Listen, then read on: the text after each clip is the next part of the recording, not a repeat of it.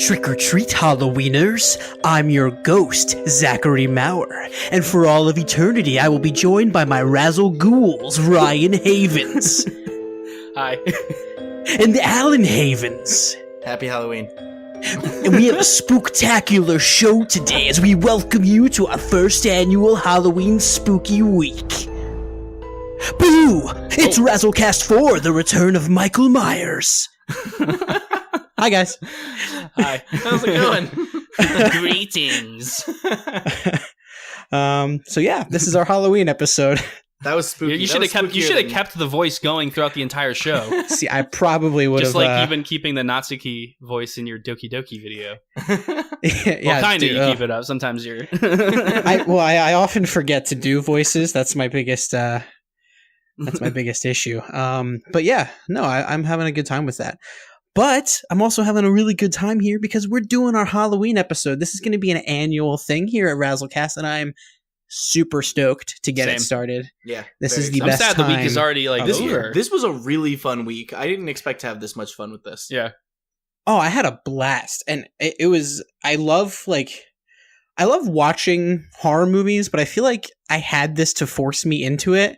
Yeah. So I ended up watching a lot more than I would typically, like in a normal week. Yeah, and it's I like really you and my. It's both of our like one of our favorite genres, even though we hate most of them, like most horror movies that come out. I think me more. I think I'm more of a skeptic than you are, but in terms of for horror movies, you can have fun with more than me because I'm just like the worst. Yeah, but like we were both like I have fond memories of watching scary movies with you and stuff, or like horror films with you in the past. So I'm excited to talk about some. And I'm just generally afraid of everything. So, but you're getting more open to the idea of horror. I've come films. a long way. Yeah, that's good. Well, I am super ready here to get spooked out. I've got my lights off. I have a pumpkin and caramel apple candle lit. Ooh. I got all the lights near my computer that aren't like the main overhead light turned on orange. So I'm like spooked out, ready to go. Are you sure? Because we're going to talk about some spooky stuff. Yeah. You make it through? Probably not. If you hear like chattering, it's like Scooby-Doo's teeth. Those are my teeth. So just get ready. But yeah, so we're gonna be doing this thing here at Razzle every time we have this thing. Every time there's a holiday or like a special episode, we're gonna be reaching into our brains here, sort of like a weird earworm kind of thing, reaching into the brains of all of really tried to spook these up. The ghouls, spooky segues. And talking to kind of getting to know your Razzle hosts, you know. So we're going to list off some questions here, go over some spooktacular questions, and really pick inside Alan's, Ryan's, and myself's brain. That didn't work, but whatever. Brains. So how do you guys want to do this? So should I just, I'll kind of ask Alan, then you can ask Ryan, and then Ryan can ask me? Or? Well, so we're going to ask a bunch of questions. I think we have six. There's six questions right now. So we're gonna do this Family Feud bonus round style. So we'll start with I guess Alan will ask the 5 questions. He'll answer it, and then Zach, I guess you can ask me the 5 questions, and I can ask whatever. So I ask Zach, you ask me. Zach asks you. Yeah, works. Okay, so I ask Zach. Excellent. Yeah, we're coming up with this on the spot. We have show notes. We just didn't work out the details. I figured we'd let everyone see what we're doing. It's fine. It's fine. Okay. Yeah, that'll work. It's fine. I guess I'll start. I don't care. I'm not afraid. I'm a little afraid. I ain't afraid no ghosts. Zach, are you asking? So Zach's asking Alan. No, you're asking me. I'm asking Alan. All right. 6 questions on the board. Favorite Halloween monster / killer? Ghostface. Biggest fear? Fear of being alone. Favorite Halloween candy? Kit Kats. Favorite Halloween costume? The time I was Dr. Kurt Connors. Who would win in a battle? Freddy Krueger from Nightmare on Elm Street or Pennywise from It? Freddy Krueger. Favorite movie to watch on Halloween? The Rocky Horror Picture Show. Ding! All right, we're going to go up to the board. Just in time. Right. Okay. All right, Ryan. We're going to ask you 6 questions, same 6 questions, but you did not get to hear Alan's answers. All right, we surveyed exactly one person, and it was your brain. So here we go. Favorite Halloween movie / killer? Monster / killer, sorry. Pennywise. Okay, biggest fear? Claustrophobia. Favorite Halloween candy? Reese's Cups. Favorite Halloween costume? Being a blue crayon. Who would win in a fight? Freddy Krueger from Nightmare on Elm Street or Pennywise? Pennywise. Favorite movie to watch on Halloween? The Shining. Ding. Okay. Whew. That's it. Good time. Good time. I try to do like a scary laugh. I went ghost there. Eh. I No forgot longer what we his were laughs doing. anymore. Oh shoot! So I'm asking the questions then to Zach now. Yep. Okay. Yes. This is. Yep. We planned this. Okay. So are you ready, Zach? Probably not. Okay. Well, I'll go anyway. So. Okay. Favorite Halloween monster or killer? The Xenomorph. Biggest fear? Meteors. Favorite Halloween candy? Reese's Pieces. Favorite Halloween costume? When I was Raphael from the Ninja Turtles. Who would win in a fight between Freddy Krueger and Pennywise? Pennywise. Easy. Favorite movie to watch on Halloween? The Nightmare Before Christmas. Ding. Ding. Whoa. Answers are in. Locked. They're all Locked. locked. They're Locked and locked. loaded. Okay. Okay, just to start, I'm pissed off that I'm the only person that said Freddy Krueger. And I asked Well, my wife it's 'cause about you're a this moron. earlier, and she also said Pennywise. That's because it's Pennywise. It's because it's easily Pennywise. It's Freddy Krueger, though. How is it Freddy How? Krueger? How? Because... I'll let you argue first, because you and I cheated and had a brief discussion about this before.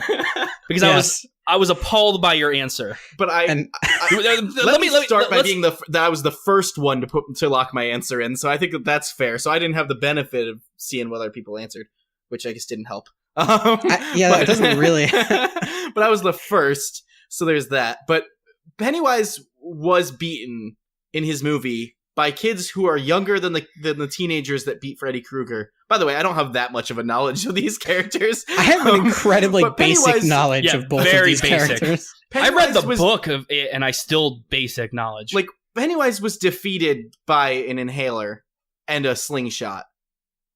I'm taking Freddy. Freddy fought Jason Voorhees, who is just an unkillable fiend. I'm taking Freddy. I don't know. I don't know if I've Freddy never versus seen- Jason here's the Freddy thing. counts, so. Here's the thing. I think Pennywise that's not isn't in canon. Mortal That's not Kombat. canon. Well, We're talking. I don't know it's- what is. Yeah, Which that's not Pennywise are canon. you taking? Are you taking Like, Tim I'm not Curry taking- Pennywise? I wouldn't be Or taking the Skarsgård Xenomorph Pennywise? from Here's the thing. Alien versus Predator. Here's the thing. So you and I discussed this, and my big argument is we both, and you've admitted this, we both think that Freddy Krueger can fear things. At the very least, he fears his creation when he was burned alive. That's probably true. So Fair. I don't remember the movies that well. It's been too long since I've seen them. I wish I did rewatch them. I've never But seen I'm a pretty sure he has Nightmare on a Elm fear Street. of fire, but I don't remember correctly. I could be completely wrong. Again, basic knowledge. This is an argument. No, this isn't really a debate because like I said, we really don't know that. We're He not is that well-versed. afraid. So he does fear. He's afraid Does of other Pennywise- kinds and of here's sweaters. the other thing. Does Pennywise sleep? That is the important question, because I would argue that Pennywise does not sleep because he's an entity. I would say Pennywise does not sleep. There's no way. So if sleeps. Pennywise does not sleep, how the fuck would Freddy Krueger ever win? Can't. He literally cannot win. Here's the thing, but if Pennywise does sleep, I say Freddy controls that world. He controls that realm. That's where it gets interesting. We don't know the answer to it. Please comment on this video if you know the answer to it and call us morons for not knowing. Please let us know Actually, who would actually win in a fight. Yeah, I want to know who would win in a fight. I want to Actually, know what you guys think. Here we go. That's a Then good let's bet. do this. We're going to put up a Twitter poll It's on Freddy. Twitter, twitter.com.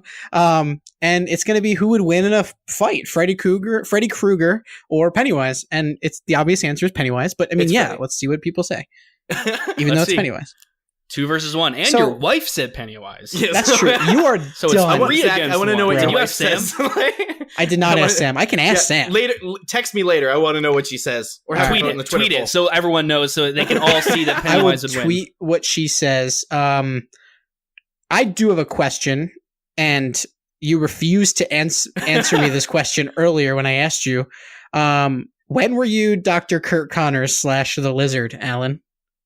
Dr. Kurt. Okay, so Dr. Kurt Connors, as you were just saying, for people who don't know, is the Lizard from Spider-Man.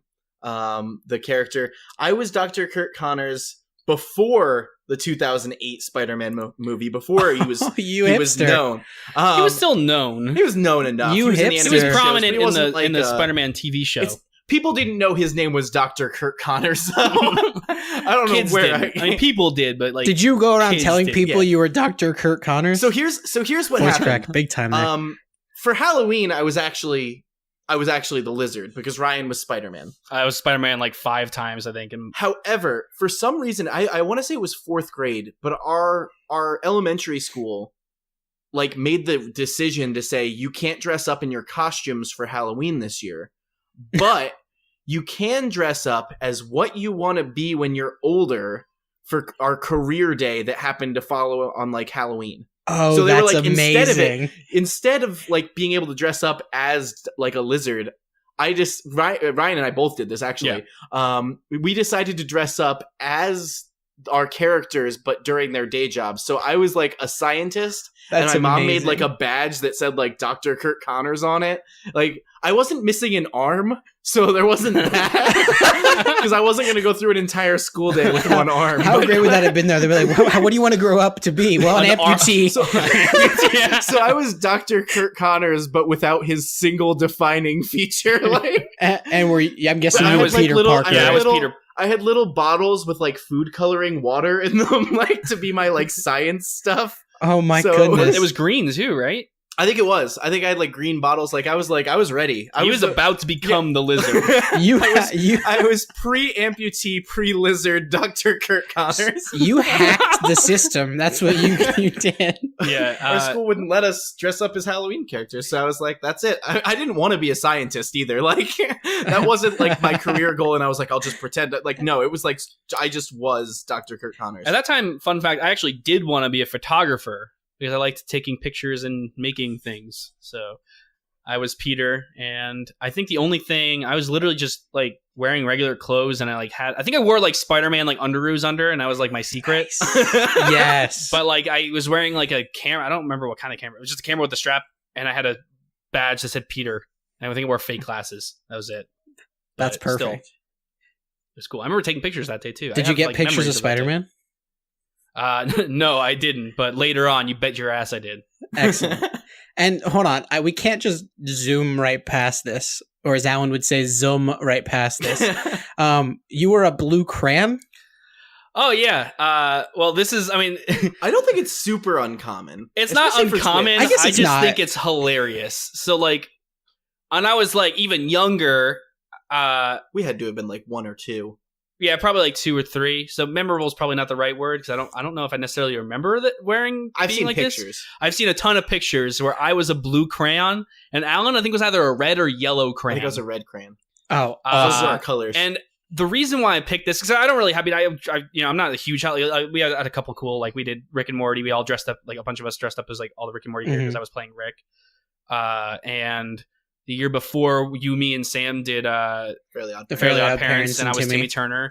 That was cool. Like, there's some cool ones, whatever. But like, I liked this one because I just think it's so absurd, and like, you can tell that 2-year-old, 3-year-old Mia and Alan wanted no part of being crayons. right. That was totally Right. our parents. And I think it's just the most oddball, weird thing to just dress like outside of context. Like you think about it, like you're blue crayon, whatever. You're like, yeah, you dress kids up as crayons. But like you think about it, it's like how absurd, like It's this not writing Halloween. utensil or this coloring utensil. I'm going to dress my kids as. Yeah. We sold our souls to Crayola. Yeah. And the weirdest part was it wasn't even Halloween. So that's like the weirdest part about it.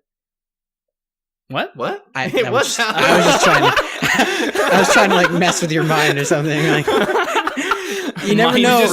You never know. As crayons every day. I look back into yearbooks. I'm like always dressed as a crayon. I'm like, the spooks and are then I coming look down. from I'm every wearing angle. blue crayon clothes right now. Yeah. Yep. You've always been a blue crayon. I like You, love my like I like. You walk outside and your house is actually a giant crayon box. Yeah, I'm like walking and there's like crayon like every footstep. There's like we're done. Like, what are we talking about? We've devolved. We have devolved. Enough talk about crayons. You're Just because we're on costumes, did you have other Ninja Turtles with you, Zach, or were you just Raphael? No, man, I was rocking it. Just me. So like, you were a turtle of your own. He was Raphael. Yeah, he was Raphael during like his like rebellious stage when he like of course was trying to be on his own. It was third grade, and we always had like a Halloween parade where like you would like parade around the school in your costume, and like all the parents would come and look at you and stuff. But what I remember was so memorable was my mom didn't want me to be like Raphael and then just have like my normal sneakers. So I thought you said your mom didn't want you to be like Raphael. No, she would love it. She would love it if I would be like Raphael. No, she didn't want me. She didn't want me to wear my sneakers and then like have the rest of me be Raphael. So she like dyed a pair of like really large socks and made me put like the socks over my sneakers. So like it looks like I had turtle feet. That's really cool. And I was all about it. So yeah, that's awesome. Yeah, I mean the socks got totally ruined, but I imagine adult me would be like, "Oh my gosh, those cost money." But kid me was like, "I had turtle feet, so screw you." It was pretty great. Speaking of turtles, my favorite Halloween monster was Pennywise. That actually does make sense. Yeah, I didn't if you think about it, not to a lot of people, but if you read the book or you're in any way informed about it, I'm not going to get into that. But my favorite Halloween monster / killer was Pennywise. The reason for that, really quickly, I watched the movie when I was younger with my dad. My dad loved the book. It's like one of his favorite books ever. And then right after I watched this is the Tim Curry version, obviously. I watched that. I was like really interested in the character and more about it. And I read the book. I remember reading it. I was like probably like, I didn't read it right after. I think it was like 13 when I read it. Which I thought I just really got into the character. I thought the whole thing was awesome. It's the most I've probably ever invested in a character horror wise. I almost picked Freddy Krueger just because I have other connections to that, which we'll talk, we might talk about that later, but yeah. Yeah, no, I definitely a dope character. I love Pennywise. I think he's, and especially because every iteration of him is great. I mean, there's been 2 and then the book, which I haven't read the book, but I've heard.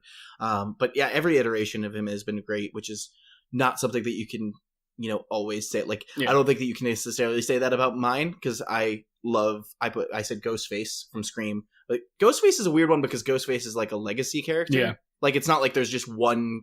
It's kind of like there have been many people who've been Ghostface, mm-hmm. some better than others. I really like Ghostface. I watched Scream for the first time actually like only a few years ago because I didn't like horror for a really long time.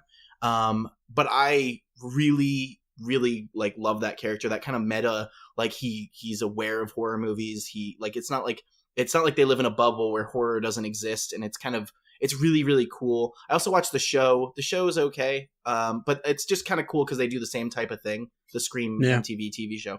But yeah, I guess if I was picking one, I would say the first Scream, Ghostface. Don't know if that if I had to specify, Ghostface I guess was kind of 2 in the first movie, but yeah, I think he's such a cool character. Plus like for our childhood, like Ghostface was kind of like the killer. Oh, everyone wore Ghostface. Everyone's been Ghostface for Halloween at least once. Yeah, and it was popularized by like Scary Movie and everything too. I mean, popularized, but I mean, it got even more popular. Yeah, past that because of Scary because then Movie. there was the "Was Up" Ghostface. Yeah, with the tongue out too. Yeah. I forgot about that.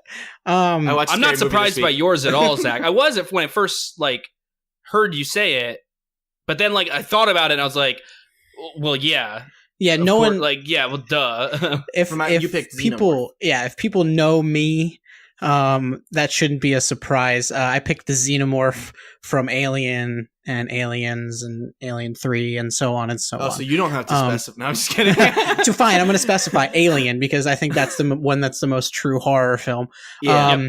So I am just like in love with the xenomorph, and like just the one because you're talking about Alien. Yeah, that's true. Just the one.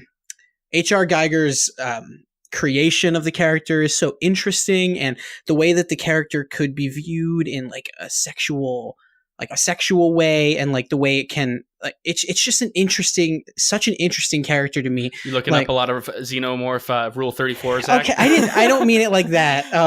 I don't know what you meant it by, so I'm only taking it. Okay, so like the xenomorph can be viewed as sort of this sexually violent character, the way it can come into your body, and that's like a really big theme. I know what you were saying. Alien. That makes more sense. I didn't know what you meant. I didn't really describe it very well. It just kind of made it seem like I'm into alien porn. So sexy. And no, but really, the way I like legs. I like that it's got a mouth in its mouth. And I'm really into that. Like, but. No, it's such an amazing character in that movie, and the way it stalks, and the chest burster scene, everything about that movie has like struck me to my core. It's like honestly one of the most important movies to me, and you know, it's really influential, and so it's definitely my favorite, especially if you look at it from both of my cats are named after characters in Alien. So Ridley and Jones. Yeah.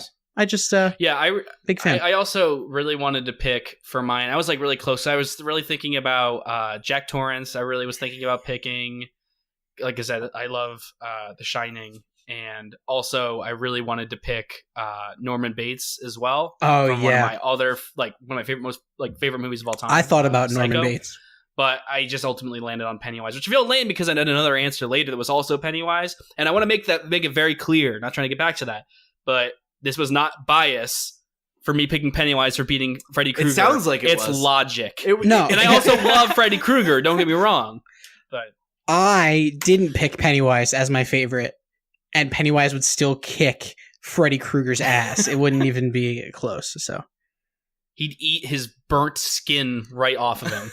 Yeah, in a sexual way. That would be sexual. That would be in a sexual way. We did get to you personally, Zach, because we were talking about your personal feelings on Xenomorph, and actually one of the things we both know it because we've known you for many years now, but your fear, I'm gonna be so triggered, is one that's probably unusual to most people. Like, I don't mean that to mock your fear. Like, I think everyone has fears, and I just I don't think many people have heard of this type of fear. I'm not saying it's irrational. Or I don't know if I want to spread it because I don't want other people to live in such absolute terror as I am. This is like 100% real too. This is not. I'm going to try to make this light and have a a levity to it. Do you want to remind? I don't know if you said it. Do you want to remind people what his fear was? His fear was of. I'm sorry. No, go ahead. His fear was of meteors, and them, I assume, hitting Earth generally is the.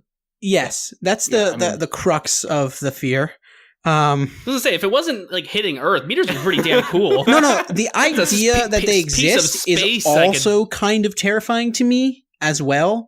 What was that? The fact that they exist is also sort of terrifying to me as well. I love space, and I think space is such an interesting thing, but like the size of space and the size of the things that live in space are also really scary to me. But but meteors themselves also mess me up because I mean they killed the dinosaurs, allegedly, I might add, but I mean they did kill the dinosaurs. And it just I like that you I am not as big as a dinosaur, and so it's just nothing's been proven. There's been a lot of tweets coming out about it. Yeah, it's all. We don't want to jump the gun. But no, they coming out pro meteor. We want to hear what the meteor has to say first. I'm not pro meteor, no way.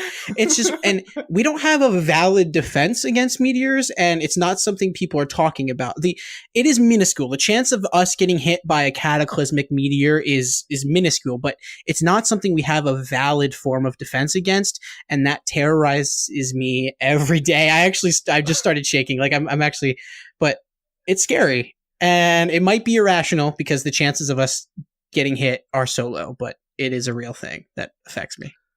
Yeah, speaking on like, I know we're talking about like you said you're shaking and stuff from like meteors. I don't mean to move on from what we're talking about, but I want to talk about speaking of shaking and fear. Alan and I watched Hereditary the other night, and Hereditary is one of my favorite. Seen it before. It was the first time I'd seen Hereditary is like my favorite movie of the year so far. Zach, yours as well. Right, it is my number one movie of 2018. Both of our number one movies so far of the year. We both adore the movie. I showed Alan for the first time the other night. You live tweeted it too. I live tweeted it. So if you're following me on Twitter, you would have seen I was live tweeting some of Alan's reactions, which I think are great. I actually want to read off a couple. Let me just scroll for 1 second. I like my tweets during it too that are just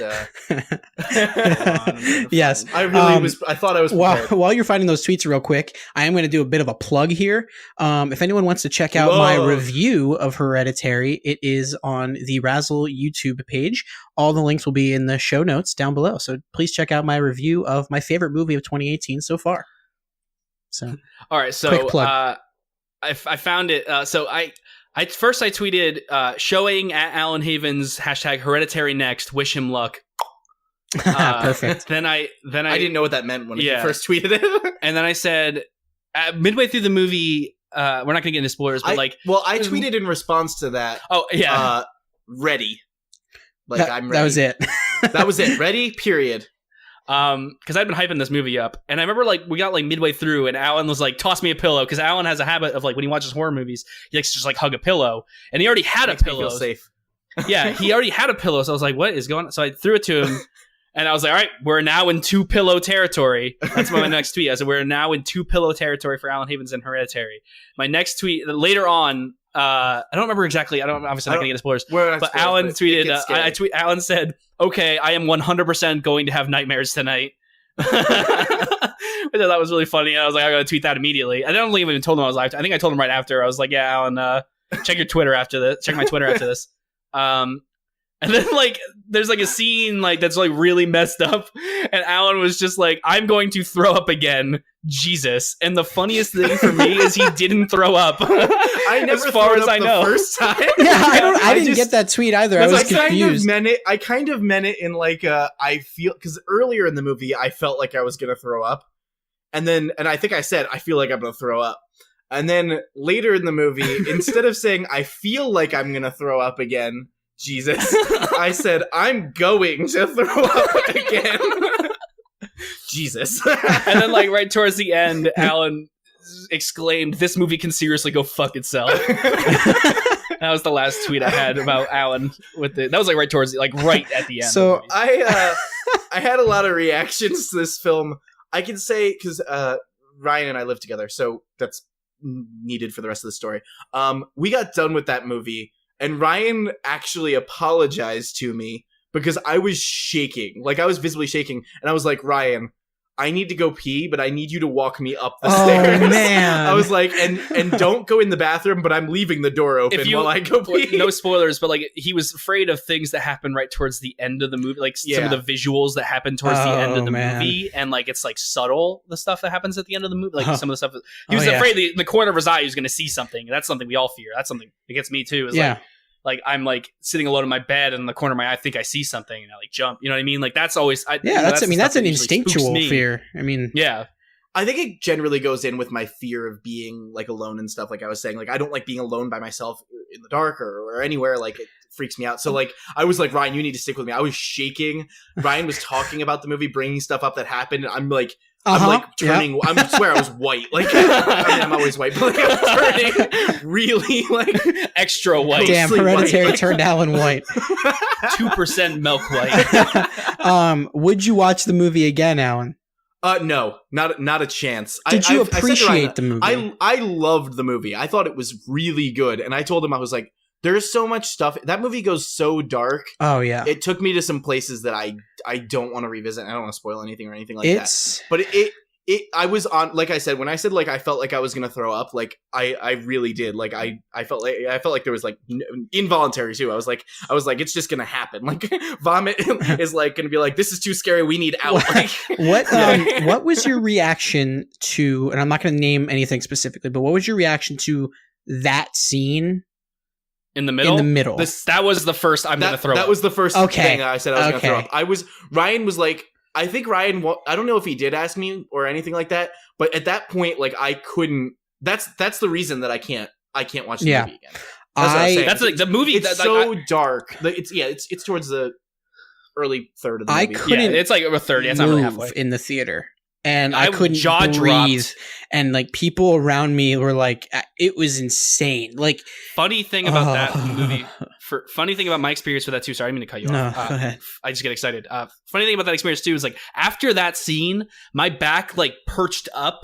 And I was sitting tense the rest of the movie, that when the movie ended, my back was super sore because I sat like so tense, uncomfortable. And I was sitting in like a theater, like I went with this girl I was talking to near where she lives, and there was like a recliner, like there was recliner seats.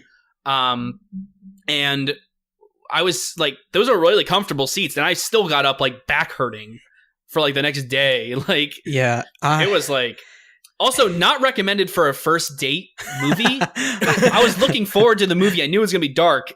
I didn't know we were going there. So right. I should have warned you probably. It sounds like I'm talking down on the movie. Like I said, I love this movie. If you love horror, you definitely need to see this movie. I think it is probably one of the best. It's one of the best made movies that I've seen all year. It's really amazing. I don't know how to rank it right now because, like I said, I will never. I don't believe I'll ever watch it again, I think unless I lose. You don't bet. want to. Like, I think maybe give it some time. And I think maybe next year give it a try. Yeah. Because, like I said, I've tweeted even that. Like, I think the second watch through was even more rewarding. Like, because you get to pick the pieces up, as you get to figure out why you figure out why certain things are happening early on. You can figure there's details. Yeah. I think it's a reward. It was a really rewarding second watch for me. And I think you should give it a shot later on when you're now more prepared. Because I think the big thing is you just weren't prepared for it. I wasn't either. I felt like shit after. I remember when I saw it, I couldn't stop thinking about it for days. It I said, it wasn't even the spooky stuff in the third act. It was just everything leading up to it. It's just terrifying, realistic. It's the crux of the story that stuck with me. I left the movie and it was the middle of the day. I was able to go see it on a Monday afternoon. And it was the middle of the day and I left and I could swear to God it was raining just on me because the rest of my day was just shit, but in a great way. Cause I love it when a movie can make, I love it when the movie can make me feel like that. But I still didn't feel very good. But for me, that's always the thing. If a movie can actually make change my emotion or make me feel something, whether it's good or bad, that's again when we talk about Whiplash. Yes that movie was super stressful and it made me I have very bad anxiety and it triggered my anxiety and I felt I remember my heart was beating as the movie was going along. That's not a horror movie, but I love the movie because of it, and I've revisited it because of it, because I like when a movie can make me feel something. Oh, yeah. Even if it makes me feel awful. Oh, I don't know. That's weird. Maybe that's a sociopath type of thing. No, I'm down with you. I rushed out and got... I don't know. That's a huge maybe you're both sociopaths. I rushed out and bought Hereditary the first chance I could. It's a movie that I'm definitely going to revisit, and it's just one of my favorites. Already. This actually has me thinking... just curiosity for you guys. What is the most... we were just talking about how this really freaked out. This might even be the answer for Alan, but I don't know. But what is the most scared from a horror movie that you guys have been? Start with me? I can go first as I thought of it. Sure, go ahead.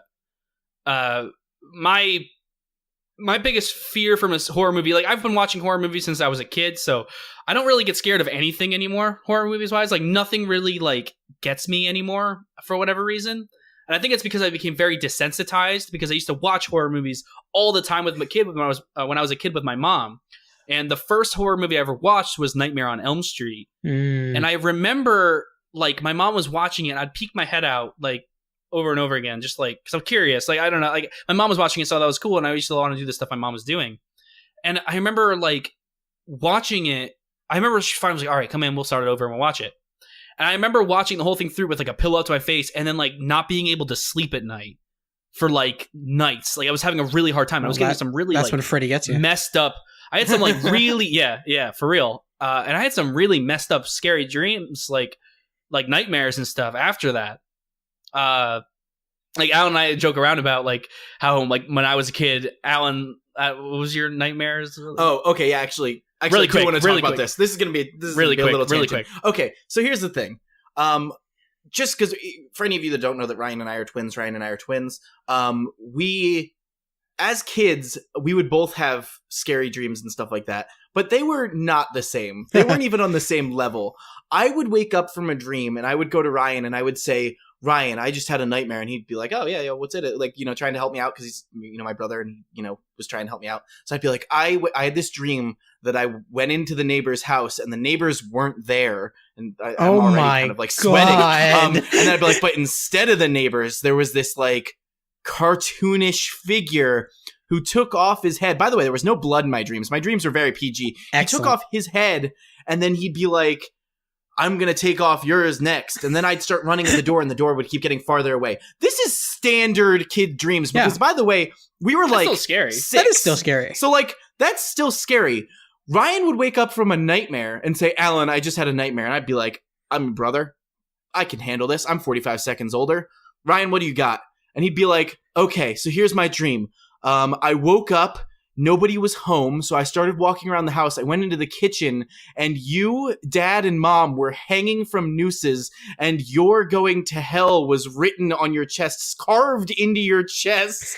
And Holy you guys would cow. like, you guys were so like, I would have. You know dreams. what's funny about Ryan that? would have like mass murderer style nightmares, and I would have dreams about like Luigi's Mansion ghosts.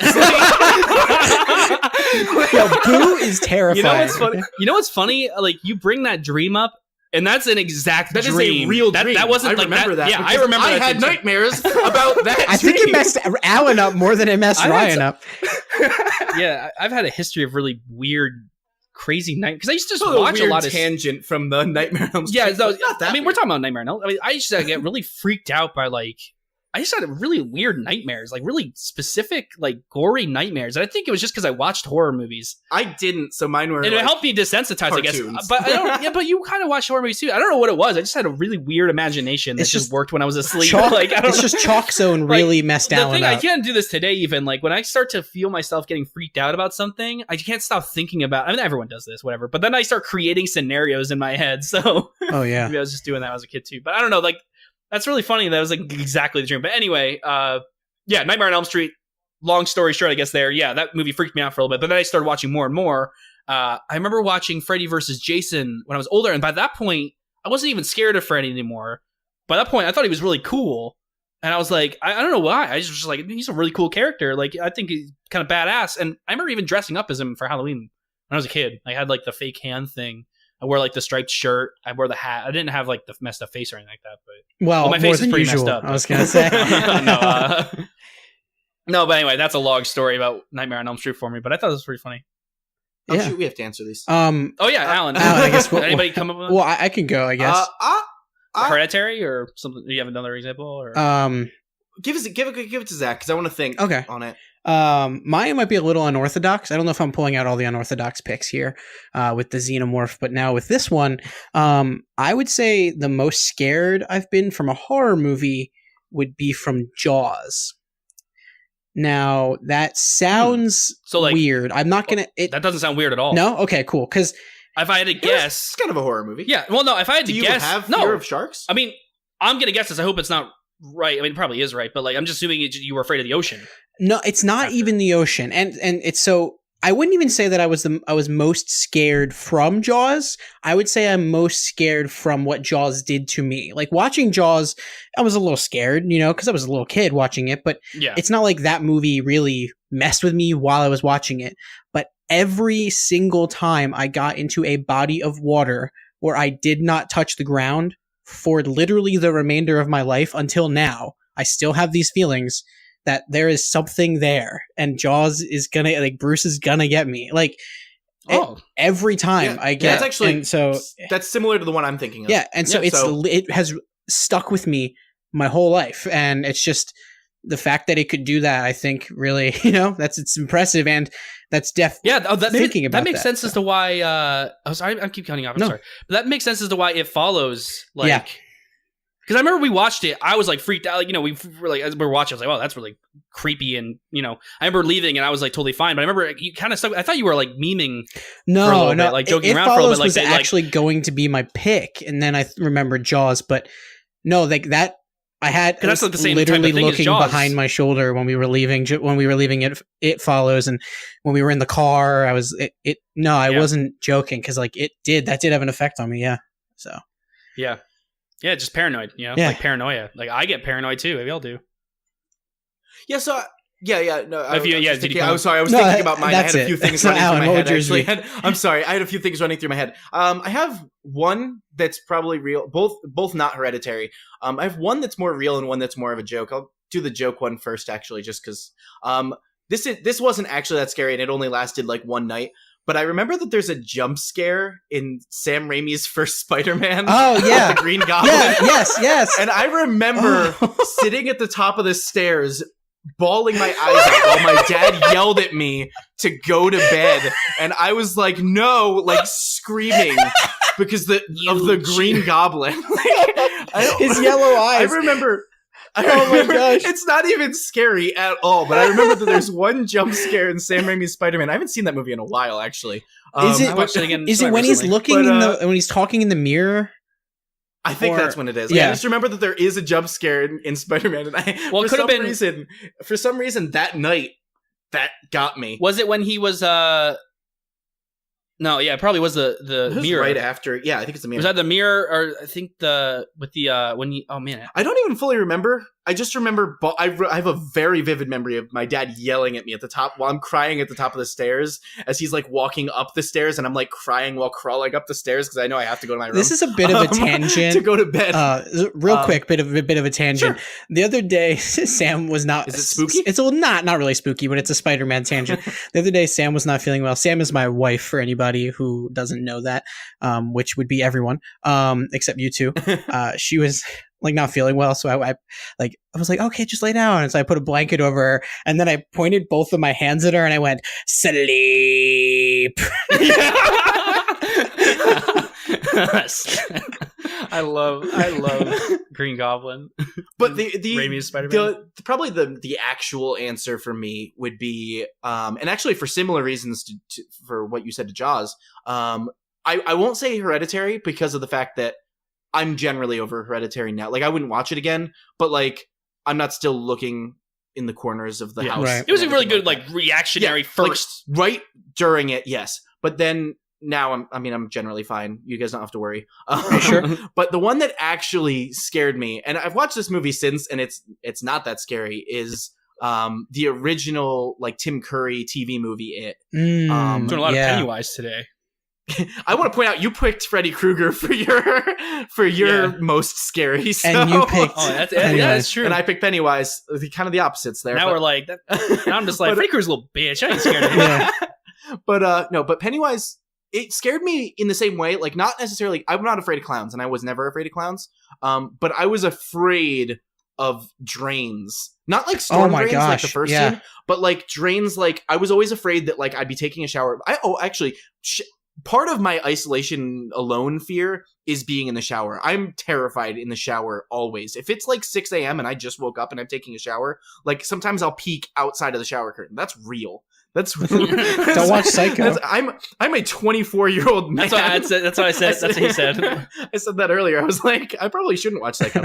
No, you should though. You really everyone should. Yeah, no, I should. But I was always afraid that like Pennywise would start talking to me through the storm drain, or a balloon would come out. Like, nowadays that's like not, but like for like a long part of my life I was always afraid of that. So that's what I would pick.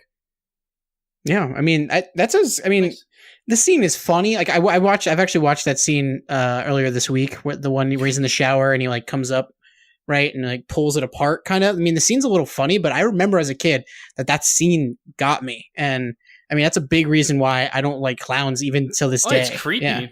Yeah, I think it got me too. Even like it's just creepy. It's like the drain is just so like it's such a, I don't know. And just hearing Tim Curry's like voice coming out, like "Hiya, Bucko," it's like freaky. Tim Curry is the best. Yeah, he's the king of Halloween. There's a few Tim Curry things on. Tim Curry's the king of Halloween. I'm gonna make that. It's now a thing that I'm saying. So trying to think of anything to say that you're wrong, but I mean, you could say John Carpenter or Wes Craven or whatever, but yeah. So I think now would probably be a good time. We're at like the 45-minute mark that we jump into a game. Ooh, a game. Is it a spooky game? Yes. Well, I want to do this game. We'll do it a few times. We'll do it like every once in a while. I call it Pitch Assault. So it's I'll go over kind of how it works and everything, but I thought it'd be fun. I'll host, you guys play, and we'll see who wins. So basically how the game works is there's two contestants, which will be Alan and Zach, and they're both are going to try to pitch me a movie, video game, or television show that they have to create on the top of their heads. Based off of your question. Based on my, so... the trick is that it's going to be off of a topic that I choose. Obviously this is going to be a spooky edition, so these are going to be horror based, but they don't always necessarily have to be. That's not the topic. So let's say like let me think of an example topic. I didn't write one down. Let's say I was like pitch me a video game. This is going to sound so stupid. A video game about a pumpkin. I don't know. Like, whatever. Like that's going to be the first That's one. actually going to be the first. I just gave away the first one. No, I'm just kidding. No. So I'll ask you guys, I'll give the topic, and then, so basically how it works is I each get 2 to 5 minutes to pitch the idea, and then I'll get to choose which pitch is better at the end. I'll also ask maybe a couple questions after your pitch each, just to kind of get an idea. So it's going to be settled after 2 rounds. So there's 2 rounds. If Alan wins the first round and then Zach wins the second round, then, or vice versa. Or vice versa, whatever. If you each get 1 point, then we'll have, we'll split it up basically that I'll give one person, the first person, a minute to argue why theirs is better. The second person gets 40 seconds. Just a little debate just to settle it real quick. And we're pitching the thing. You're pitching the two that whichever one won. Yeah, so you're pitching. You're going to argue why your pitch was better. Even, so that'll be interesting. So how it starts is obviously you have an advantage going second because it's on the top of your head. Mm-hmm. I'm going to say the topic, and then each of you guys, first one to say boo. Let's just say first one to say boo. Will get to go first in the first round once you come up with an idea. Oh. That means then you'll go second in the second round. Okay. So then you get the advantage in the next round. So and we were saying you get the choice of and if you win, you get the choice to go first or second in the debate at the end. If we have to do it. Which we won't, because I'm going to beat Zach twice. Most likely. Yeah, I think that's pretty much covers it. It wasn't like super organized, but I think you get it, and you'll catch on pretty quick. It's not really all that complicated of a game. But I do have one more question for you guys. Okay. Do you want to play a game? Nice. Yeah. Do we answer? Yeah, you got to answer. Do you answer? Do you want to play a game? That was Batman. Yes. Oh, I was going to say yes, Mr. Jigsaw. That was the point. I was going for Jigsaw, but I sounded more like Batman. I guess they kind of sound the same. Anyway, this is Pitch Assault. All right. So I have my topics ready, and you guys, are you guys ready? Remember to say boo. Is it? It's after you say the topic. Yep. And then does the person who you give it to so you first? can take a second to think about it. Don't rush into it right away, because I'm going to give you like a second to kind of get yourself, squared away and ready. Okay. But okay, you're going to start. Yeah, you're going to start like right after I do it. So not right after, but like I'm happy you guys are, because that fits the theme of today's episode. All right. First topic. Pitch me a horror film centered around a cereal mascot. Wait, is it like a current cereal mascot or like a fake cereal mascot? Like a cereal mascot. Cereal like breakfast cereal mascot. Not like cereal cereal. Breakfast cereal mascot. Boo. Okay.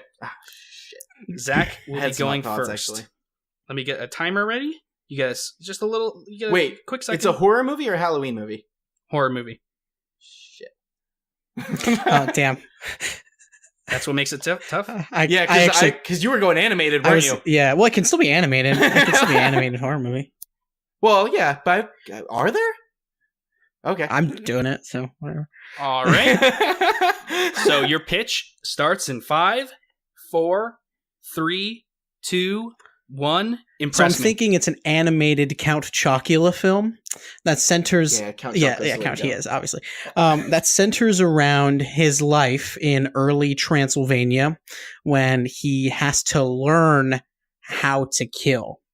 But so Count Chocula is the villain of the movie and the bad guy. He's going to be killing everybody, but he invades a school cafeteria every morning at breakfast time.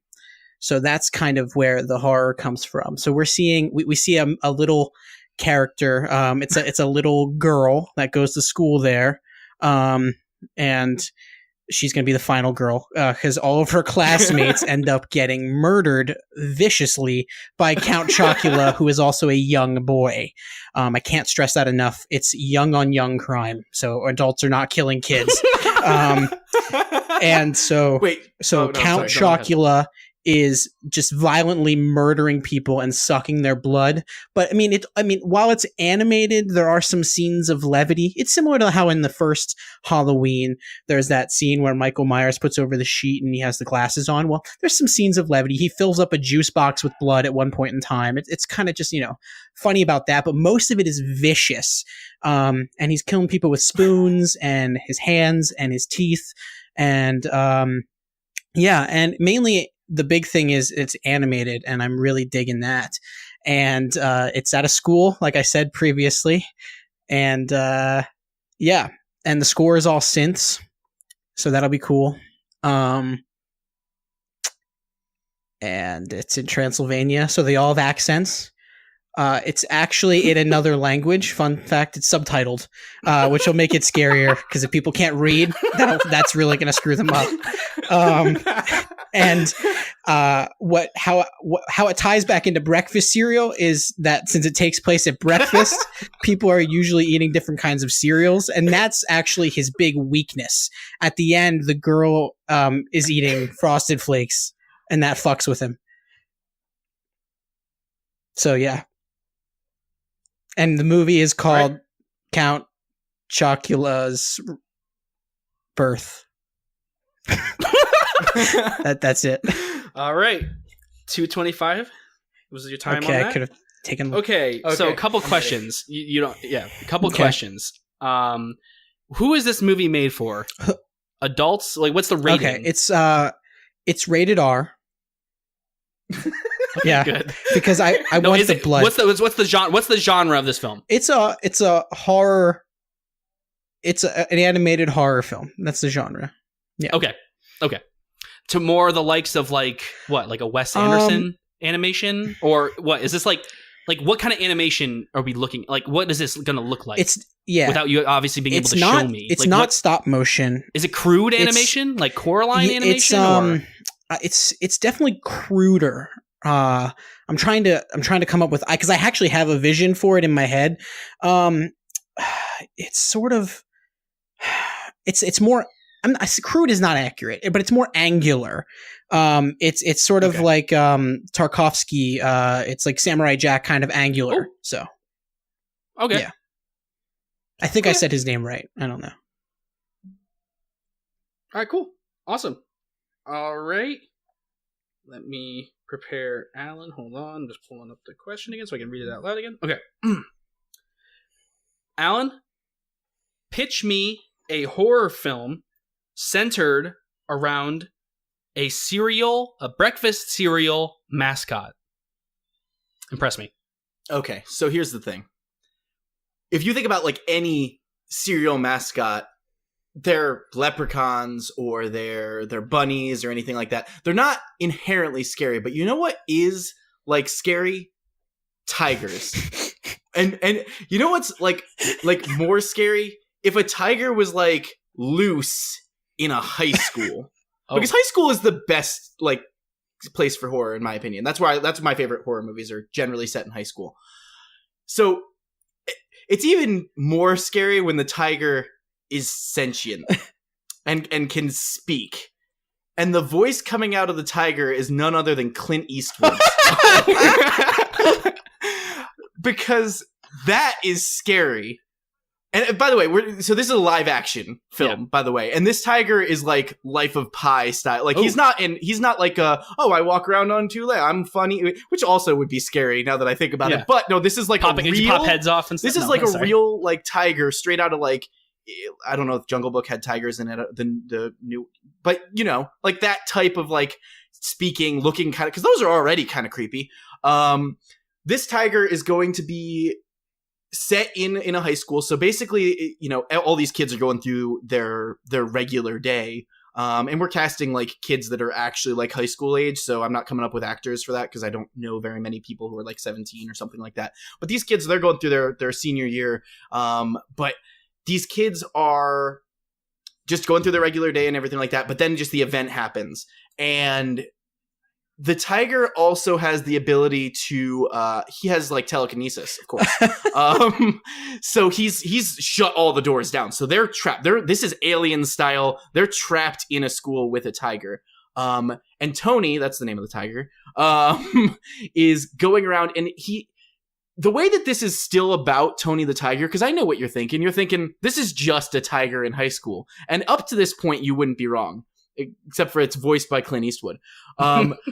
But the way that it relates back to his cereal is that, and Kellogg's is not going to let me brand this, but what he likes to do is he likes to like skin his victims, and we're going to show this with his like claws. He like skins little flakes off of his victims and then like dries them out, and that's Frosted Flakes. So yeah, no, but like, you know, you picture this, you've got like what, a group of like 10 kids or something like that. Maybe it's fucking detention. I don't know. This tiger doesn't have like a general, like he doesn't have a vendetta. He's just a fucking demon tiger in a school whose goal is to eat. He's hungry. He wants his Frosted Flakes and he's going to get them. So yeah, he's loose in the school. He's going after the people. Eventually they'll find some way to get rid of him. I haven't worked that out. But the most important thing that you need to take out of this is Clint Eastwood's voice through a dark alleyway, or not alleyway, hallway, because we're in a school, and the kids are there because he's turned the lights off because why not? And the kids are there and they're like, "I think we're good now." Yeah, I think you see where we're going with this. And he says, "You're more than good. You're great." Damn it. That's the end of my pitch. The movie's called Flakes. Well, I don't have any questions for you because you just won. Here's the problem with. Here's what I liked about Alan's, and maybe you had more time to think about it. Oh, I didn't have that. The way he worked. So let me go over the question again. What the pitch was? The pitch was, pitch me a horror film centered around a cereal mascot. It doesn't need to have anything to do with cereal. It's just the mascot. Need it though. No, Zach set that parameter. So and I was like, I need to make sure you included the cereal, but you included it in a way that like worked. Zach, I don't know what you were trying to say about like breakfast. The movie, I mean, it takes place at breakfast. That's all. That's when he comes and kills everybody. I feel like we're, a movie's only as good as its setting, and this one has breakfast. Yeah. The most important meal of the day. Alan's got that one. I don't think you can argue I too really much. Can't. No, not when you threw out flakes. But it's okay. My pitch was great. It's okay. It's okay because we do have another round coming up. And Zach, you get to go second, so you have a little bit more time to think about this one because I feel like this one could be even trickier than the last one. But I hope you guys are going to give me a treat. So, let's see. All right. So, you guys reeled? You guys ready? Yeah. Yeah. Okay. So, Alan, pitch me a romantic comedy film or television show featuring the antagonist of a horror film. Oh, Jesus Christ. You got a little bit of time. We're going to give you a little bit more time because Zach... Specifically horror film. Yep. I'm going to give you a couple... I'm going to give you like a little bit of time because Zach had time to think about it before the last one because he picked when he's ready. I'm going to give you... Romantic comedy. Okay. All right. Okay. You got a little bit of time? Okay. I'm going on it based ready? off the fact that I have a title. Okay. All right. Hold on a second. Let me get the timer set up. I don't like this. All right. Alan, pitch me a romantic comedy, film, or television show that features the antagonist of a horror film. Okay, so it's a film.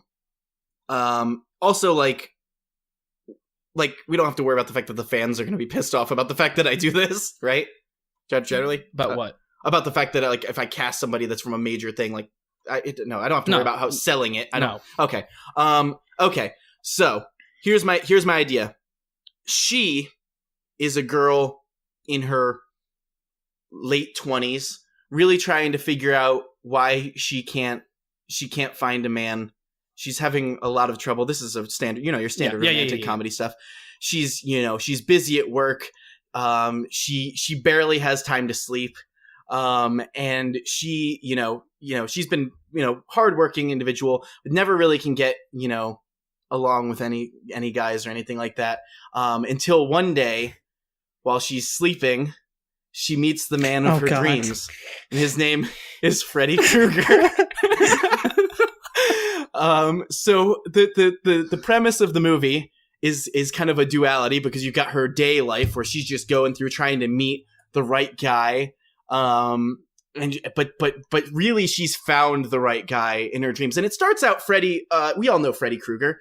He's trying to murder her, but he's like trying to be all playful with it, right? Like he's excited about it. Like he's like he could have killed her like right towards the beginning, but he's like, you know what? I'm gonna have a little fun with you. Like she's a cute, girl in her late 20s. But he realized that he really wants to build this kill up. He really wants to build it up. But as he starts building it up further, he found the heart that he wasn't able to find in the past. Oh, by the way, it's a romantic comedy, so it's full of fucking chuckles. like chuckles. Freddy's gonna like Freddy's gonna like act like he's gonna try to do things, but he's got like knives on his hands, so that makes things hard. It's Edward Scissorhands in a way, where he's like, but like there's those kinds of chuckles. But it's gonna come down to in the end, she's got this job that's really important to her, and she's got this guy who's makes all the money, and he's Mr. Moneybags, and he's at her job, and he's gonna give her that future that she's looking for. But she's also got Freddy, who's good for a good laugh. He really kills it there. But he's so in the end she decides, screw the career, screw all of that. She puts herself in a medically induced coma and stays with Freddy forever in this really lighthearted movie called I Dream of You, with Freddy Krueger. Damn. That was my pitch on the Freddy Krueger romantic comedy I Dream of You. Okay, so a couple questions. Do you have an idea of who you want to play the lead? The lead female or Freddy Krueger? I had an idea, but it's older than what I said in the pitch, so that doesn't. Can I change the age of the? Yeah, that's fine. I think like Julia Roberts actually would work perfectly for this type. Like a Julia Roberts today, because we have to pitch for today. Yeah. I actually think making her older sort of adds to the unfortunate nature of the fact that people go, oh, she's getting up in age, she needs to find a man. And it kind of like adds to the tension there. It's unfortunate that that's the way that we view things, but I think that kind of works with the pitch generally. So is Freddy just gonna look like classic Freddy, or is he like gonna be like? Oh, he's straight up Freddy Krueger. The beginning of the movie plays just like a horror film almost. Like it sets up like it's a Friday, but then you're like, I mean, you still got her day job and everything like that. Like things are still gonna be light. Like he'll, maybe she'll make a joke. It'll be like a little bit lighthearted because she's gonna be likable. I don't want her to be unlikable. Yeah, So yeah, that's my thought. Awesome. I don't think I have any other questions. You pretty much went in very good detail, so I don't really have too many other questions. But thank you very much. Your move. Right. So Zach, yes. Are you ready? As ready as I think I'll ever be. Okay. Zach, pitch me a horror film. Wait, I'm sorry. I was reading the wrong one. You have the same pitch. So Count Chocula. And do a switcheroo on you. No. Pitch me a romantic comedy film or television show featuring the antagonist of a horror film. Impress me. Okay. She's a 40-something seamstress who's just down on her luck. He's a guy who absolutely is crazy about needles. Sofia Vergara as Claudia and Pinhead as Pinhead are together in Cross My Heart and Hope to Die. He's a sadomasochist with a face full of metal, and she just loves to have fun and make fancy leather clothing. Combine them together, and you have a fun, romantic comedy that's full of tons of chuckles. So what I'm imagining is they meet in sort of a Walgreens. She's kind of searching through a bunch of different fabrics, trying to find something for her newest design. And Pinhead walks up and he's looking at the needles because, he's having a bad skin week and there's some of them are falling out. So he's asking her for her opinion on which needle would be best to go in. And they strike up a conversation like that. And he invites her out to dinner and things lead to other things and they just start raising hell, hanging out together and, being funny and, candid. And it's really quite a laugh. And Sofia Vergara is absolutely head over heels in love with Pinhead. And I mean, it's great. Yeah. Yeah. I mean, the big conflict of the film is when, he wants to take Sofia Vergara to meet his parents. Obviously, that's a big romantic comedy trope. But she can't cross down into hell. It's just a whole thing about it. And it's so funny. I mean, they ask for her passport in hell, but she never died. And it's just great. A bunch of cross stitching. It's really good stuff. That's Cross My Heart and Hope to Die. All right. Yeah. All right. Please. Couple questions. Help me flesh this out. Let me see. I gotta think of a question. Hold on, give me 1 second. You guys just thought of a whole pitch and I can't think of a question. I love I'm not gonna get into conflicts and stuff. We'll talk about so the conflict. So what? I'm sorry. Can you give me a better idea of what the conflict? So they're thinking about getting married, but given Pinhead's proclivity to hell, being that's where he's from, I think. Never seen Hellraiser. He has to go and take him to meet mom and dad who live in hell, but they can't get past hell customs. And it's funny, but I mean, there's also a little socio-political, discussion there because, Sofia Vergara is not exactly white, and since hell loves only white people, I don't know. In this it is, I guess. But it's funny because eventually she cross stitches her own passport with a needle off of his face, and they really start bonding over it. And it's beautiful. It's a beautiful love story. And by the end of it, they get married in hell, and everyone's there, and it's really great, and they're having a blast. And there's some crazy BDSM sex scenes in the middle. Yeah. Oh, really? I feel like I didn't talk about that enough. So this one was much tougher than the last one. Because the last one, was kind of a blowout. This one, you guys really brought it. I think, Zach, you took you a little bit to kind of get into the mode of the game. Okay, so what I liked about Alan's one was I thought it was a clever, kind of simple but clever idea on subverting your expectations on Nightmare on Elm Street, and kind of turning into a romantic comedy. I think was kind of funny. I liked that you laid out the whole groundwork of where the film would go and the ending and how it would conclude and everything like that. So I really liked that so far. The only thing that I would say that I didn't like as much, and it's just a problem with kind of the whole podcast, we've been talking about that a lot, so it didn't seem like you had to dig very deep for the idea. You went first, but I got to judge them equally because you went first. He went first the last time. Mm-hmm. So it wasn't super original in that. What I loved about, now we'll talk about Zach's. What I really liked about Zach's as well, what I loved about Zach's was it was super, it was a pull. Hellraiser, I think I maybe watched that when I was a kid. At least I remember looking at the VHS tape. When I went to Blockbuster. Extent, looking at the VHS. And I love that you pulled something and you kind of made it a joke on the needles in his head and all like kind of getting that to play in to kind of keep it like fresh and kind of original. I thought that was really funny. I really liked the beginning of the pitch, especially when you're talking about how they met and everything like that. The only thing I would say I disliked is you didn't seem to know where to go with it. You had a really good concept, but it seems like you didn't. Well, for one, you didn't know anything about this. I mean, I wasn't even gonna. You didn't even have to say that you didn't like when I asked you the question, because I'm not gonna take that into account. Where you said you didn't watch the movie, I could tell you didn't really know anything about the character. That's fair. That's very fair.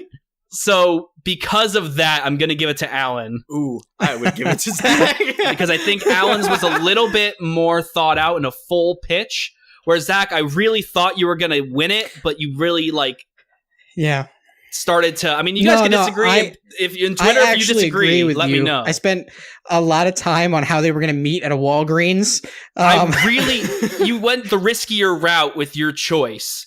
It just fell a little bit short because, like I said, it just wasn't enough there for me as this studio, as Razzle Productions, to give you the funding when you don't have a total. Watch the movie, re-pitch. I agree, and I didn't kind of. But I laughed a lot during it. I thought it was really creative, and I loved that's the thing. I think I loved that yours was so creative right off the bat. And I liked Alan's a lot as well. But I feel like we could have tore it apart though if you think about if we knew anything about Hellraiser. Oh, totally. Yeah. I don't think he has parents. Oh yeah, and I guarantee that Hell Customs is not that stringent. They don't care. It's just bad people. Yeah. It's not. Yeah, I mean, if it's that hard to get. I like that you really got creative with it. I feel like your movie had way more comedy in it. I just said there was comedy in mine. Yeah, that's true. That's the thing is I was saying. Like, it seemed like you were really on the right path, and I really liked that you said there was just a bunch of BDSM sex. Just imagine Sofia Vergara and Hellraiser. Just imagine it because I'm gonna be. But yeah. No, but I thought that was great. I wanted to give it to you. I really did. But when I talk about the negatives of Alan, where I just think it's a little less original, and yours just wasn't fully fleshed out enough. Flesh. Ooh, flesh. Ooh. No, you said flesh. Oh, yeah. Yes, exactly. I think that just gave Alan the edge. I really was leaning towards you right until the end, and I tried to ask and try to save you a little bit, and you did a little bit better. But again, the opening pitch is where you're going to get most of your points. I agree with your decision. I'm going to come back stronger next time on Pitch Assault, definitely. Yeah, so I'm happy to see there's no pinch of salt with this one. I'm leaving. No one's salty at all. You guys can finish the show.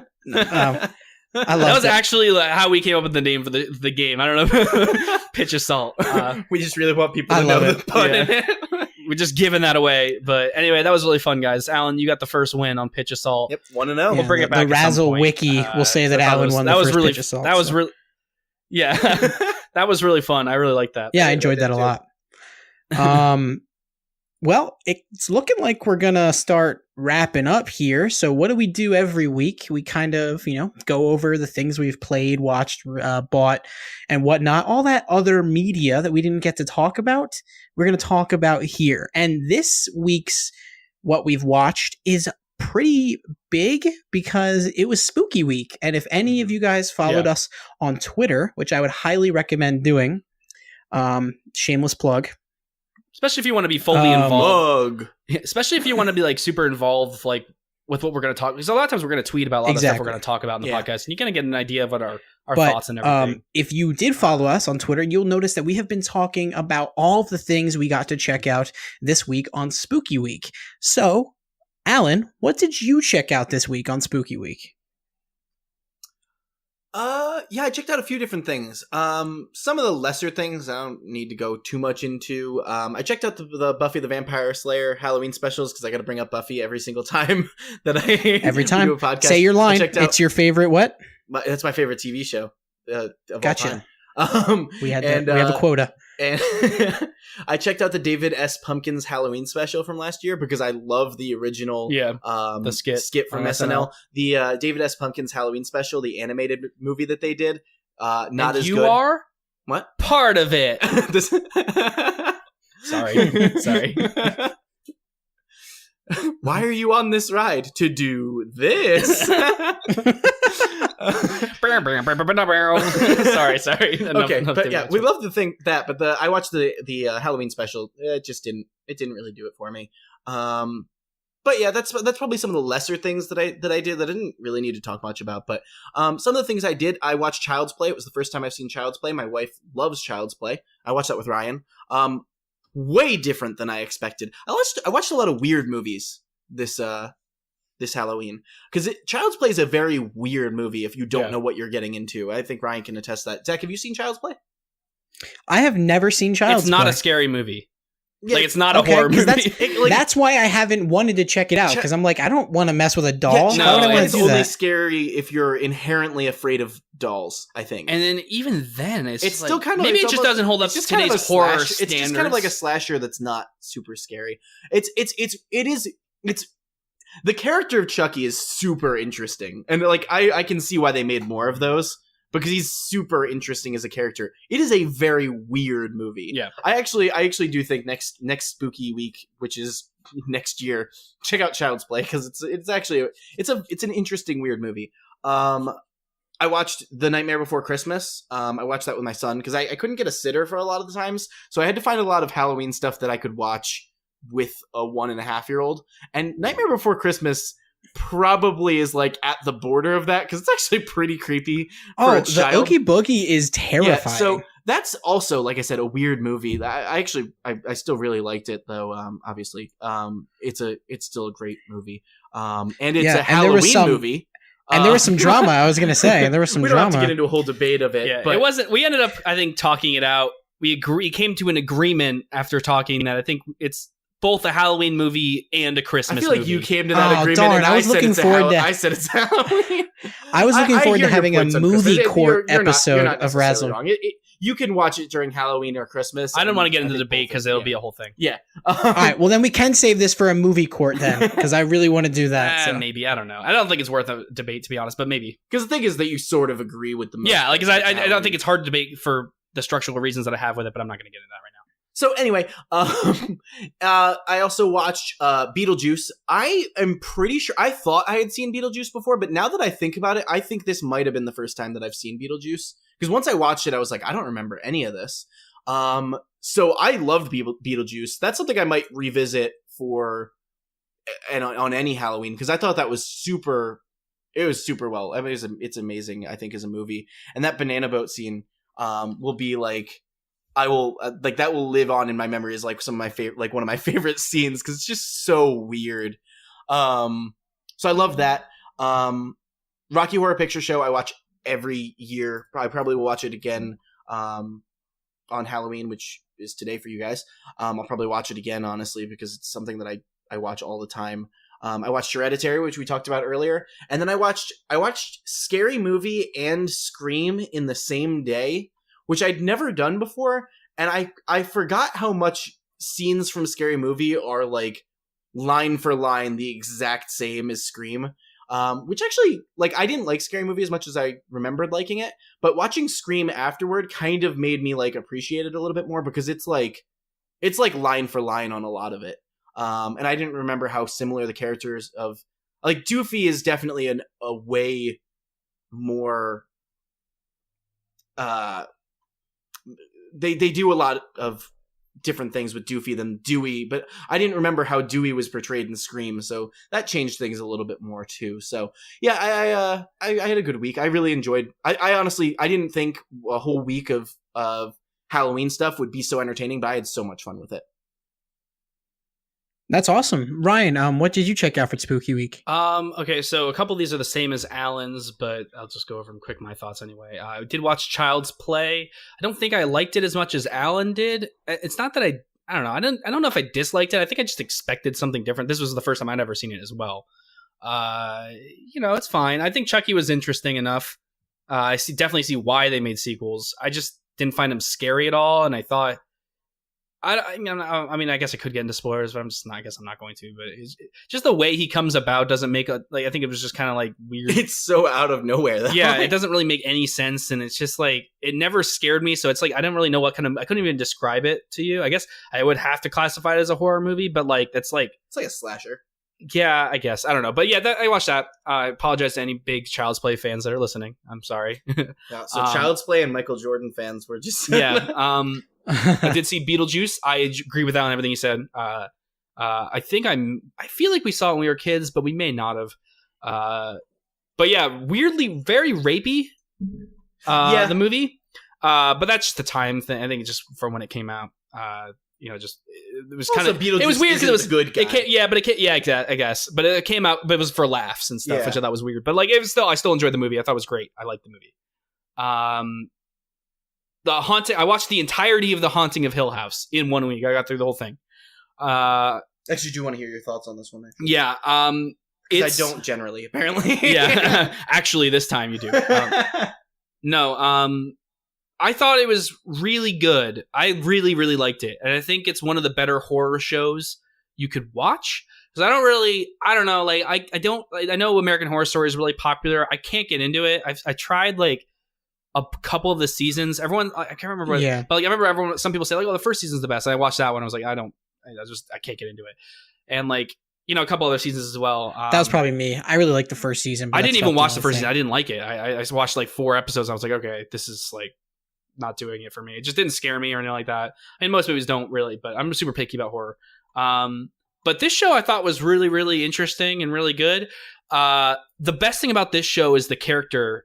Like, it does really good job with its characters. Like, the characters are super, super deep and super interesting. And you really, like, the more you get to know them as it goes along, it's just like, you see how much these writers really put their care into the characters. And that's what really carries the entire show throughout. It's almost like, this probably isn't going to be a good comparison, but I'd almost like say it's like a spooky Lost, if that makes sense to you. If you guys ever watched Lost, maybe you know what I mean. Like, because you learn more and more about the characters as the show goes along. The show, I thought the one thing I really like about the show is it's told very non-linearly. It's not just told it is told non-linearly. You get stories about when they were kids. It's like almost like that like from It, like that It factor, you know what I mean? Where like you get to see like what they were experiencing and seeing as kids, and then you kind of see them kind of like return when they're older to those kind of ideas and thoughts, like they get affected again when they're older. So it has that interesting thing. And then not only is it told non-linearly because you see when they're kids as it's going along and when they're adults as it's going along, but it's told non-linearly, like character to character. Like you'll see like one character do something or act, something will happen with one character, and then you'll see another character, and then you make assumptions based on the assumptions that the perspective you're watching from. And then like a few episodes later, it'll be the same scene, but you'll see from the other character's perspective, and then you'll understand why they were doing that or what brought them to that point, if that makes any sense at all. And what I think is also really cool about the show is, I don't know, yeah, just the way it's told non-linearly in general, and like there's no wasted scenes. Like there's these one-off things where you're like, oh yeah, well of course that happened. Like a scare will happen or something, and you're like, oh yeah, that's because this ghost, like obviously, like that's gonna happen. But then like later on, like 5 episodes later, they'll give you like some context as to why that thing happened or whatever. You're like, well, I wasn't even thinking about that, and now that makes even more sense. Like that just lost my mind. The best episodes are probably the middle 2, I would say. Episode 5 and 6, best 2 episodes in my opinion. And then you get into like, there's episode 3, which I really didn't like, which is a very divisive episode. I tweeted about it as well. There's a no spoilers. Yeah, I'm not getting into spoilers, obviously. They introduced something in the 3rd episode, a plot device that I very much despise, and I now, as the show has concluded, completely don't understand why it was there. It really doesn't, in my opinion, it doesn't add anything. But that's to each their own. Some people may enjoy that. To me, I think it was an awful plot device that kind of hurts the show for me. But I still overall recommended watch. Anyway, sorry that was long. I just wanted to get my thoughts on that on the podcast. Next, I watched Carrie, the original from 1976. I love that movie. It's really good. It's a really simple movie, but it's a really like effective movie, telling what it's trying to tell. And I'm not going to get into too many details, but check it out if you've ever seen it. It's fun. If you want to check out like a short, if you want to, if you're like marathoning a bunch of horror movies, it's pretty short, only like an hour and a half. Throw it in there. I really recommend it. I think it's a great movie. Watch the Rocky Horror Picture Show. as Alan mentioned. You mentioned we watched Rocky. Yeah, I mentioned we watched Rocky Horror Picture Show. I love that movie. Yeah, it's an awesome movie. Really fun, really weird, like super weird. Like you're not really on your first viewing gonna really know what's going on. But it's like it's a fun like rock like musical 70s rock musical. Tim Curry is amazing. He's incredible in the movie. It's weirdly very funny as well. There's a lot of really funny like jokes that are kind of go right up with my sense of humor. You know, something like the Janet, Brad, Rocky, Scott, Mr. Scott, Janet, Brad, Rocky. Like I don't know. The movie is just like I don't know. It's a really fun movie, and I love Tim Curry, and it's like him at like his prime. Like he's so good in the movie. He commands every And then I watched that. I've never seen the Rocky Horror Picture Show. Let's do the Time Warp again. That's the remake, the Fox remake, yeah, from 2016. The live Fox remake, yeah. With Laverne Cox. With Laverne Cox. I couldn't stand it. I thought it was awful. I think it just missed the mark on. So the inherent problem with it is it was trying to completely remake the Rocky Horror Picture Show, like but do shot for shot, but it did nothing new. So it was just other actors. Yeah, it was just other actors poorly acting as the characters. As the other and actors. I thought Laverne Cox was not bad. Laverne Cox was pretty good, she's a good actually. Actress, yeah, she's a great actress. But the problem, I think, was she was just they didn't let her. I mean, that wasn't the goal of it. Was really to celebrate the movie, the original, and just like kind of recreate it. But like the problem was you didn't let any of the actors like respect the characters enough to take them in any new directions. They didn't let the actors like perform the characters. They were just copying the actors that already played it was like watching a giant TikTok movie. If you've heard of TikTok, I'm sure you have if you watch the ad rolls on YouTube. No, but like I thought Laverne Cox did a pretty decent Tim Curry impression, but it was like, wow, it's not as good as Tim Curry. Yeah. Like Tim Curry owned the screen every time he was there. He was creepy. He was funny. He was alluring. He was attractive. Yeah. Still, like, like even, like. And Tim Curry was in the remake too. Yeah. Yeah. Oh, yeah. That was sad. That was sad.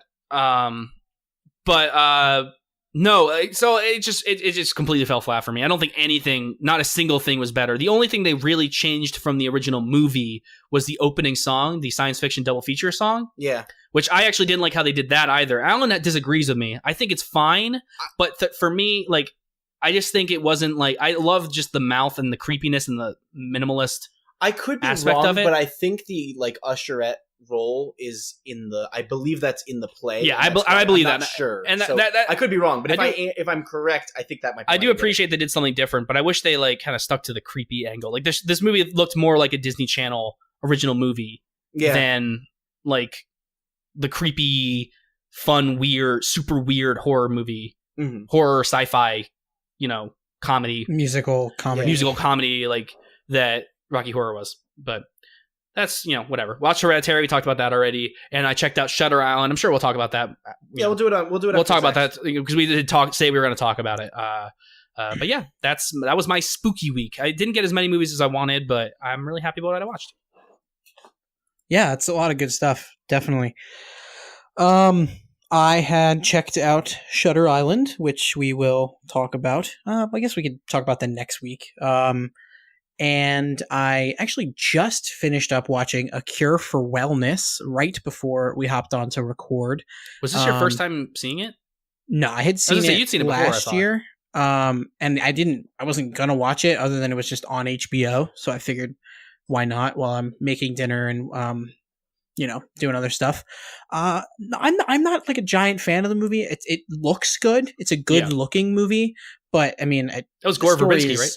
Yeah, Gore Verbinski. Yep. The story for me just kind of falls flat, and I mean, I understand what he was doing with it. I think it's an interesting take. It's kind of like his take of a monster Dracula movie kind of thing, but I'm not. It's not my cup of tea. It just kind of seems very cliche, and I kind of knew what was happening the whole time. I've never seen it. Yeah, I mean, I would definitely, it's worth a watch if you're into horror movies and you like good looking movies, because I do like good looking movies. I got to check out The Shining in theaters, which was mind-blowing and incredible. I was and so just sad that I missed it. Absolutely wonderful experience. And I don't want to rub it in, but it was great. Yeah, I'm really bummed about that. Yeah, I wish you guys could have came, but it was something. I had checked out Halloween 1978 and Halloween 2018. So the new one. Yes, checked out the new one and the original, and I'm just after watching both of them, all I'm going to say is that I'm absolutely blown away by the original still. I just love that original movie so much. It's amazing when you consider that the movie was made for $300,000, and you can't say anything other than John Carpenter is a wizard. I just love that movie so much. That's the only thing you can say. It's literally the only thing I can say. Is John Carpenter is a wizard, and that movie is magic. You're a wizard, John Carpenter. Perfect. And it has one of the most iconic scores ever. Yep. And John Carpenter working his magic. And I'll have a review of the new one up soon, so check that out too. Watched It Follows. It is, in my mind, an all-time classic. It's one of my favorite movies. A classic from it's 3 years ago. Yeah, but that's what I'm saying. I'm throwing it up there. That's how good it is to me. I love you know me. You and me adored that movie when we saw it. Yeah, together. And I can watch it anytime, and I popped it in the Blu-ray player, and I was like, I'm going to do it again, and it's going to get me the same way it gets me every single time, and I love it. The movie's gorgeous, and it's like, the score is my favorite. I think maybe my favorite part. Like, oh my gosh, Disaster Piece's score is so cool. I listen to it all the time, like even today when I'm driving. Like, same.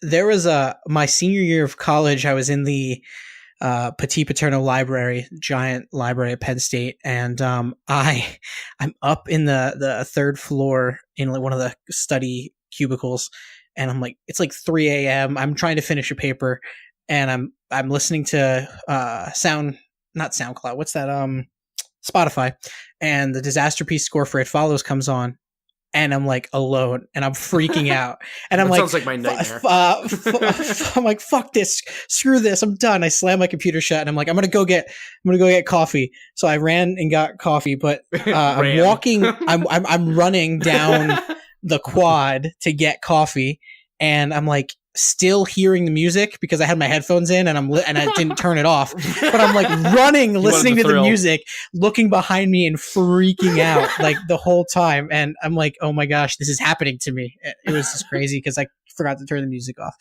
And I watched Psycho, which it might be my favorite movie ever. Yeah, same. And I never need an excuse to watch Psycho, but I used Spooky Week as an excuse to watch it again. So, and a bunch of other stuff. I watched The Office Christmas Halloween specials and the Bob's Burgers Halloween specials just to kind of lighten up my mood whenever I needed to. The Office Halloween specials are okay, but the Bob's Burgers Halloween specials are great episodes. Some of them are my favorite episodes of the show. So nice. Yeah. Awesome. Yeah. Had a good week with that. So do you guys have anything else you'd like to close out Spooky Week with, or are we finished? Well, I mean, this will segue towards the end of it all, but you didn't mention, I think, that you've been playing some of Doki Doki, and some of your playthroughs are on our YouTube. Yeah, I was going to plug that at the end, but no, it works. Into our plug. No, that's perfect. Nice segue. This is an amazing segue, and I haven't been the guy who's segueing, so. Yes, I've been playing Doki Doki Literature Club, and I have a Let's Play on our YouTube channel, so please check that out. I've never done anything like this before, so if you hate it, let me know, and if you love it, let me know. You're going to love it. You're going to love it. I hope you love it. I'm really excited. I'm enjoying it. Because I love that game. Like, I don't think Alan's ever played it because he was just like, I don't ever have time. So I just like walked him through like everything about it. Yeah, you spoiled the whole thing. I love this game. I'm not going to get into why because Zach hasn't finished it yet. Yes, when we finish, we'll talk about it. Definitely. I wish you were able to finish it before the podcast. We could have talked about it, but that's okay. We'll save it for. We'll save it for next week because editing the episodes were taking a lot longer than I thought it was. Another spoiler episode. Well, if he's done next week, but next week we're gonna spoil Doki Doki when we talk about it. So if you're looking, if he's not done in time, yeah. So you can either do one of two things. One, you can get the game on your PC. It's free. It's free. So play it. Takes like 4 or 5 hours. Or which should be also very fun, maybe even a little more fun. I think more is fun. If you watched Zach's playthrough of Doki Doki all the way through before next week's podcast. Yep, perfect. Yes, and then we'll spoil it. We'll talk and we'll talk spoilers. Zach, you're not. You haven't gotten anything spooky yet. I don't think so. I have not, but I've seen. There's been hints in the recent episode I recorded. There's been hints of this, and I am letting you know that my editing style and most likely my performance of the game is going to drastically change because I started it out playing this game in a very fun and funny way, and that is. I believe that's gonna drastically change here in a I'm about really a couple looking episodes, forward to watching because I've been watching all of them so far, all of your Doki videos. I'm looking forward to your reactions to certain things, and I'm really looking forward to talking about it next week on the podcast. This game is making me feel bad, like physically feel bad about decisions I'm making, and I hate it. Is that not what I just told you earlier today when we were talking about it? I was just saying, like, that's the game wants to make you feel bad for making certain decisions. And it's and it wants to, like there's consequences for what you choose. Yeah. So yeah, I'm looking forward to you finishing that, and I'm looking forward to talking about it. Yeah, me too. One of my favorite games of last year. It's turning out to be one of my favorite games of this year, definitely, because that's the game I played this year. Yeah. So, but yeah. So again, please look forward to checking that out, and. As always, make sure to come back here and check out RAZZLEcast because we always have a blast recording it for you guys. And, Alan, do you have anything to plug right before we sign off here? Yeah, actually, you can find my trick or tweets on Twitter at Alan Havens. Damn it. And that's Alan, ALAN, and then Havens. And yeah, I'm hoping to get something on our YouTube soon, but definitely check out Swifty's Doki playthrough because it's really, really entertaining. Alan, you plugged it correctly this week. Excellent. Last week I plugged the wrong Twitter. Yeah, you plugged Alan Ross Havens last week. I used that for a lot of I think my email is Alan Ross or something. I don't know.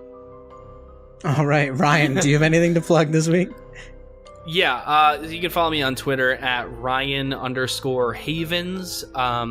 I'm working on trying to get more content out. I am actually I'm watching Bohemian Rhapsody on Wednesday night, getting to see it a day early. So I'm going to try to put a review up Thursday morning or I'm going to film it probably Thursday morning and try to edit it and see if I can get it up on Thursday. Don't hold me that yet, but I'm going to see if I can make sure I get that done. I'm trying to hold myself accountable by talking about it on the podcast. So I'm going to see if I can get that done on Thursday so you can see if the movie's worth watching before going to buy your ticket. So look for that maybe on Thursday, hopefully. Fantastic. I can't wait. I'm very excited for the movie, so I definitely want to hear what your thoughts are going to be. Yeah, Queen's my favorite band of all time. So I'm very nervous, but I'm still excited regardless. Yeah. Yep. Excellent. I am going to plug my Twitter account. You can find my tweets at I am Mauer on Twitter. You can also follow Razzle on Twitter at Razzle Review. All of the links to all of the things that we just described will be in our show notes down below. I love throwing the word things around. It really shows how smart I am and how descriptive I can be. Please check out our YouTube channel, youtube.com/Razzle Review. And yeah, thank you for checking us out. Make sure to come back here next week and check out RAZZLEcast. Happy Halloween. Happy Halloween. Boo!